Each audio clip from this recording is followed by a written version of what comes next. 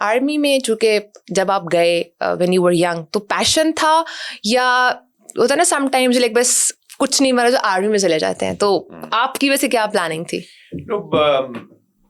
That's a bit personal, but I wanted to join army. लेकिन उससे पहले मैं लॉयर बनना चाहता था, to be very honest. Let me, बड़े लोग कम कहते हैं कि सर मैं उनमें से एक हूँ। अच्छा, okay. तो वो I wanted to become a lawyer. But जहाँ पे मैं पढ़ता था जी, military college Jhelum, that was a military institution था, कॉलेज था जेलम में, तो वहाँ पे वो that is a kind of a nursery for the army. तो वहाँ से लोग फिर डायरेक्ट जाते थे, तो हमारे फिर फैमिली में सोल्जर्स भी बहुत थे।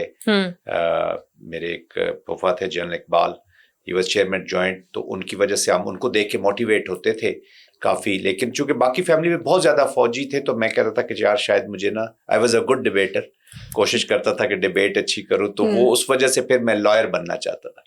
But my father wanted me to join army.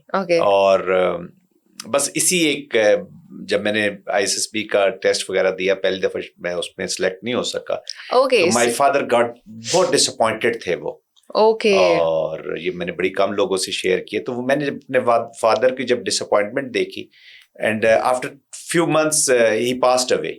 तो वो उसमें फिर मैंने आई डिसाइडेड कि now I have to not only join army ताकि फादर के लिए, और उसमें मैंने एक्सेल भी करना है ताकि ख्वाब पूरा हो सके। नहीं, जबरदस्त। तो वहां से दैट्स हाउ आई, तो फिर उसके बाद फोकस वाज ऑल मिलिट्री। जबरदस्त। फिर मेरे ख्याल से वो रखवाते भी हैं फोकस। जी हाँ, फिर तो फोकस, आई मीन आप जब एक ऑब्जेक्टिव अपना एस्टेब्लिश कर लेते हैं, तो फिर उसको जब वो माइंड में होता है, तो आपकी हर चीज जो है वो आपको उसी तरफ ले जाती है। And but if you put in effort to achieve your objective, तो फिर अल्लाह सुब्हाना ताला और फिर होल एनवायरनमेंट जो है ना, वो आपके साथ खड़ी हो जाती है, अलाइन हो जाती है। तो यू स्टार्ट गेटिंग सपोर्ट।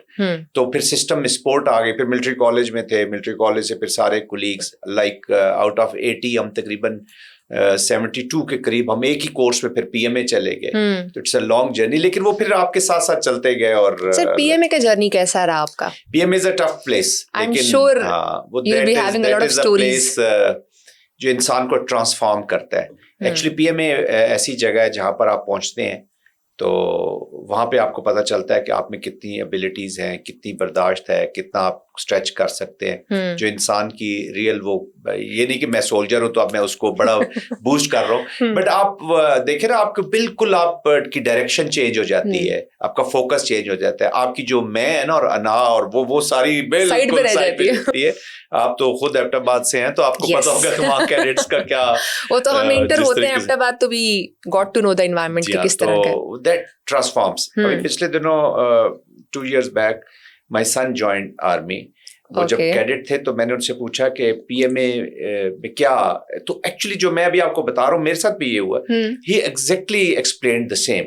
उससे मुझे कहा कि अब्बा, वो PMA जाके मुझे पता चला कि इंसान में कितनी एबिलिटीज होती हैं, तो यू कैन डू एनीथिंग जिसका कभी मैं सोच भी नहीं सकता सिविल लाइफ में। वो got to know your strengths, your weaknesses, मेरे ख्याल से हर बिल्कुल जी, जबरदस्त। वो ट्रांसफॉर्म करता है आपको from a civil soul to a military, आपको एक कन्वर्ट करता है।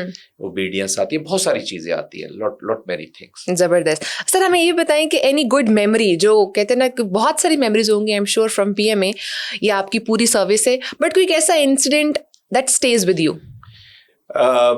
आप ट्रेनिंग की बात करिए या ट्रेनिंग में भी बता दें, हमें सर्विस में बता दें, बट ओवरऑल बता सकते हैं एनी वन बहुत थिंग। अच्छे मौके मिलते हैं आपको। I have served for 36-37 years, it's been long journey. But सबसे जो जबरदस्त अच्छी चीज वो होते हैं जब आप एकेडमी में ट्रेनिंग कर रहे होते हैं, तो every day you have incident, कुछ ना कुछ हो रहा होता है। तो हमारा एक, अगर आप मानसेरा की तरफ जाएं तो वहाँ पे एक लसान रिवर है जी। तो हम सेकेंड टर्म में जब वहाँ पे थे एज अ कैडेट, तो वहाँ पे हम एक्सरसाइज कर रहे थे, तो हमें रात को उसको क्रॉस करना था, और उसका करंट इतना ज्यादा था कि उसमें आपके वेपन का या आपके डूबने का बहुत ज्यादा। तो वो I still remember that night कि हम सारों ने एक दूसरे को पकड़ा हुआ था, रोप से बांधा हुआ था, और एक कॉमरेडशिप, और अपने से ज्यादा ये फील होता था कि मेरा जो साथी है वो मेरे साथ आ रहा है या नहीं आ रहा।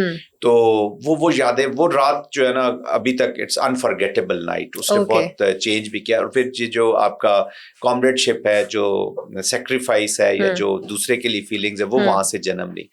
फिर बहुत सारे होते रहे, फिर बाजोड़ में आई हैड टू, हमारे ऑपरेशंस होते रहे when I was lieutenant colonel, उसमें मुझे फिर बुलेट्स लगी, I got injured, severely injured. तो दैट वाज अ, वो क्या इंसिडेंट था? वो बाजोड़ में I was commanding my unit, okay. I was lieutenant colonel. तो हम ये 2008 में, Bajaur was virtually an Afghan agency हुआ, वहाँ पे ऑपरेशंस कर रहे थे, जिसपे फिर जो मेरी पोजीशन है वहाँ पे हम कंपाउंड क्लियरेंस कर रहे थे कि एक घर में अगर हम हैं तो नेक्स्ट कंपाउंड में मिस्क्रिएंट्स थे, जिसमें अलकायदा भी उन दिनों में था, तालिबान भी थे, बहुत से उज़्बेक्स और बहुत से फाइटर्स थे। तो हम वो कंपाउंड क्लियरेंस पे, फिर मुझे वहाँ पे एक मोटर शेल लगा, उससे जब मैं जख्मी हुआ, वो मेरे लगा मीन कि वो मेरे पास फटा तो मेरी टांग जख्मी होगी, राइट। तो जब जख्मी हुआ तो वहाँ पे फिर मुझे 6 उन्होंने फायर किया, उस जगह को रेड किया एनिमी ने, तो मुझे 6 बुलेट्स लगी, 4 in my foot, 1 behind the knee and 1 in the thigh. तो वो एक ही टांग पे आई, तो मुझे मेरी एम्पुटेशन हुई, फिर आर्टिफिशियल लिम्ब फिर मुझे लगा। तो दैट वाज, बट अल्हम्दुलिल्लाह हमने वो एरिया क्लियर किया। फिर आपकी शहादतें हो रही होती हैं साथ, बहुत सी ऐसी चीजें हैं। फौजी के पास जरा कहानियां फौज वाली होती हैं, बट मेनी थिंग्स, बट ये वो चीजें हैं जो इम्प्रिंट हो जाती हैं आपके माइंड, ऐसा ही है, दे ट्रांसफॉर्म यू। और रियलिटी, और मेरे ख्याल से आप डेथ को बहुत करीब से देखते हो, एंड फिर आप जब वापस, तो आप दुनिया को आपका देखने का I think all together different हो जाता है। यस, ऑल टुगेदर जबरदस्त। अच्छा सर, हमें बताएं, रिटायरमेंट के बाद, आप रिटायरमेंट तो ली नहीं, आप तो उसके बाद अब मीडिया की जान बन चुके हैं, और आपको हर चैनल पे हम देख रहे होते हैं एज एन डिफेंस एनालिस्ट। तो ये भी आपका खुद का मतलब पैशन था, इस तरफ शौक था, या ऑर्डर्स थे? नहीं, ऑर्डर्स नहीं थे, बिल्कुल शौक था जी। और सोल्जर को कोई ऑर्डर नहीं दे सकता, वो अपनी मर्जी से ही काम करते हैं। सीनियर्स तो दे सकते हैं, सीनियर्स दे सकते हैं, बट नहीं, अल्हम्दुलिल्लाह मेरा पैशन था, आई मीन शौक था। शौक ये था कि मैं कंट्रीब्यूट करना चाहता। Pakistan is an important country. जब स्टेट स्ट्रेस में होती है, आपने सारी लाइफ सोल्जरिंग की होती है, तो आप पाकिस्तान के लिए सोल्जरिंग कर रहे हैं, आप जो लाइफ एंड डेथ है वो आपकी स्टेट के लिए होती है। तो फिर मैंने सोचा कि किसी न किसी फील्ड में, तो फिर आपका लॉट ऑफ एक्सपीरियंस, आपने अपॉइंटमेंट्स देखी, बहुत सारी चीज़ों को करीब से देखा, मैं ऐसी जगहों पे भी रहा जहाँ पे इंटरनेशनल एप्लीकेशन को भी देखा, तो आई वांटेड टू कंट्रीब्यूट। और फिर 15 दिन गुजारे मैंने रिटायर्ड लाइफ के।